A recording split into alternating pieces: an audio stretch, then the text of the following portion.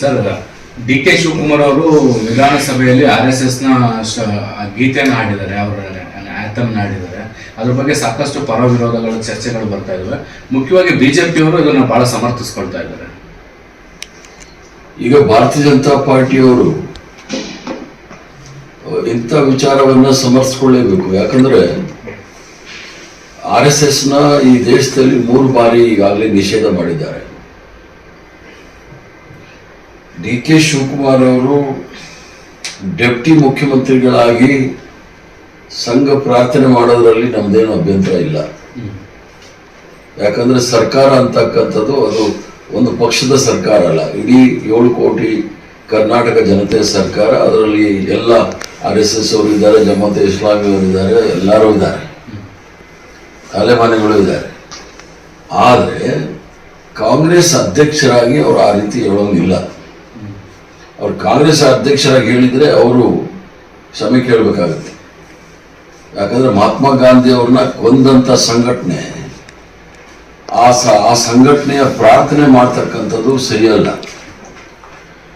ಆದ್ರಿಂದ ಬಹಳ ಸ್ಪಷ್ಟವಾಗಿ ಅವರು ಡೆಪ್ಟಿ ಮುಖ್ಯಮಂತ್ರಿಗಳಾಗಿ ಅದನ್ನ ಮಾಡಿಕೊಂಡು, ಯಾಕಂದ್ರೆ ಅವರು ಹಲವಾರು ಮುಖಗಳಿದೆ.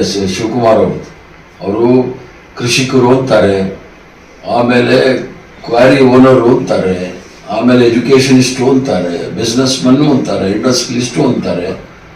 ಒಂಥರ ಅವ್ರಿಗೆ ಪ್ಯಾಷನ್ ಇದು ಇರ್ಬೋದು. ಯಾರಿಗೆ ಸಂದೇಶ ಅವ್ರು ಕೊಡಬೇಕು ಅನ್ನೋದು ಅವ್ರ ಗಮನದಲ್ಲಿ ಇಟ್ಕೊಂಡಿದ್ದಾರೆ ನಮಗೆ ಗೊತ್ತಿಲ್ಲ. ಯಾಕಂದ್ರೆ ಅವರು ಈ ಒಂದು ಸಂಘ ಪ್ರಾರ್ಥನೆ ಮಾಡಿ ಯಾರನ್ನ ಮೆಚ್ಚಕ್ ಮಾಡಿದ್ದಾರೆ ಅನ್ನೋದು ಗೊತ್ತಿಲ್ಲ. ಆದ್ರೆ ಡೆಪ್ಟಿ ಮುಖ್ಯಮಂತ್ರಿ ಆಗಿ ಮಾಡಿರೋದು ನಮ್ದೇನು ಅಭ್ಯಂತರ ಇಲ್ಲ. ಕಾಂಗ್ರೆಸ್ ಅಧ್ಯಕ್ಷರಾಗಿ ಮಾಡಿದರೆ ಅವರು ಕ್ಷಮೆ ಕೇಳಬೇಕಾಗುತ್ತೆ. ಸರ್, ಈಗ ಅವರು ಡೆಪ್ಟಿ CM ಆಗಿರ್ಲಿ, ಏನೇ ಆಗಿರ್ಲಿ, ಅದು ಪಕ್ಷದಿಂದ ಮಾತ್ರ ಆಗಿರೋದು. ಕಾಂಗ್ರೆಸ್ ಮೂಲ ಸಿದ್ಧಾಂತವನ್ನ ಇಲ್ಲಿ ತ್ಯಾಗ ಮಾಡ್ದಂಗೆ ಆಗುತ್ತಾರೆ. ಎಲ್ಲಾ ಕಡೆಗೂ ಹೇಳ್ತಾರೆ, ನಾನು ಕಾಂಗ್ರೆಸ್ನ ಕಟ್ಟರ್ ಕಾರ್ಯಕರ್ತ, ನನ್ನ ರಕ್ತದಲ್ಲೆಲ್ಲ ಕಾಂಗ್ರೆಸ್ ಇದೆ ಅಂತ ಹೇಳ್ತಾರೆ. ಅಂತ ಬಾಯಲ್ಲಿ ಇಂಥ ಮಾತುಗಳು ಬರೋದು. ಈಗ ನೋಡಿ, ಶಿವಕುಮಾರ್ ಅವರು ವಿದ್ಯಾರ್ಥಿ ದಶೆಯಲ್ಲಿದ್ದಾಗ ನಾನು ಲಾ ಕಾಲೇಜಲ್ಲಿ ಇದ್ದೆ, ಅವ್ರು ಇನ್ನೂ PUC ನಲ್ಲಿ ಇದ್ರು. ಆಗ್ಲಿಂದ ನಾನು ನೋಡಿದ್ದೀನಿ. ಈಗಾಗಲೇ ಹೇಳಿದ್ನಲ್ಲ, ಅವ್ರಿಗೆ ಹಲವಾರು ಮುಖಗಳಿದೆ. ಕೃಷಿಕರು, ವ್ಯಾಪಾರಸ್ಥರು, ಉದ್ಯೋಗಿಗಳು, ಎಜುಕೇಷನಿಸ್ಟು ಅಂತ ಎಲ್ಲ ಇದೆ. ಒಂದು ರಾಜಕಾರಣಿ ಕೂಡ ಇದೆ.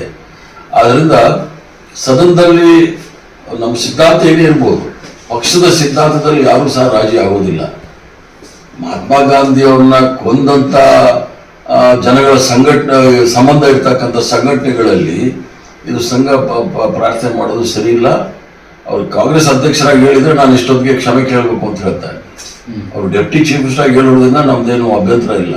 ಕಾಂಗ್ರೆಸ್ ಅಧ್ಯಕ್ಷರಾಗಿ ಹೇಳಿದ್ರೆ ನಾನೇ ಮೊಟ್ಟ ಮೊದಲಿಗೆ ಅವ್ರಿಗೆ ಕ್ಷಮೆ ಕೇಳಬೇಕಾಗುತ್ತೆ ಕಾಂಗ್ರೆಸ್ ಅವ್ರನ್ನ ಅಂತ ಹೇಳ್ತಾರೆ. ಕೆಲವು ಚರ್ಚೆಗಳು ಸರ್, ಈಗ ಡಿ ಕೆ ಶಿವಕುಮಾರ್ ಅವರು ಒಂದು ಕಾಲ ಕಾಂಗ್ರೆಸ್ ಹೊರಗಿಟ್ಟಿದ್ದಾರೆ. ಮುಖ್ಯಮಂತ್ರಿ ಮಾಡ್ತಾ ಇದ್ರು ಅವ್ರು ಬಹುಶಃ BJP ಸೇರ್ಬೋದು, ಮಹಾರಾಷ್ಟ್ರದ ರೀತಿಯಾದಂತ ಬೆಳವಣಿಗೆಗಳಾಗಬಹುದು ಅನ್ನುವಂತ ವಿಶ್ಲೇಷಣೆ. ಕಾಂಗ್ರೆಸ್ ಪಕ್ಷದಲ್ಲಿ ಇದನ್ನ ನಾವು ಬಹಳ ವರ್ಷದಿಂದ ನೋಡಿದೀವಿ, ಏನು ಹೊಸದೇನಲ್ಲ. ಎಷ್ಟೋ ಜನ ಹೋಗಿದ್ದಾರೆ, ಬಂದಿದ್ದಾರೆ, ಹೋಗ್ತಾ ಇರ್ತಾರೆ, ಬರ್ತಾ ಇರ್ತಾರೆ. ಆ ಧೈರ್ಯ ಅವ್ರು ಮಾಡೋದಿಲ್ಲ ಅಂತ ನನಗೆ ಅನ್ಸುತ್ತೆ.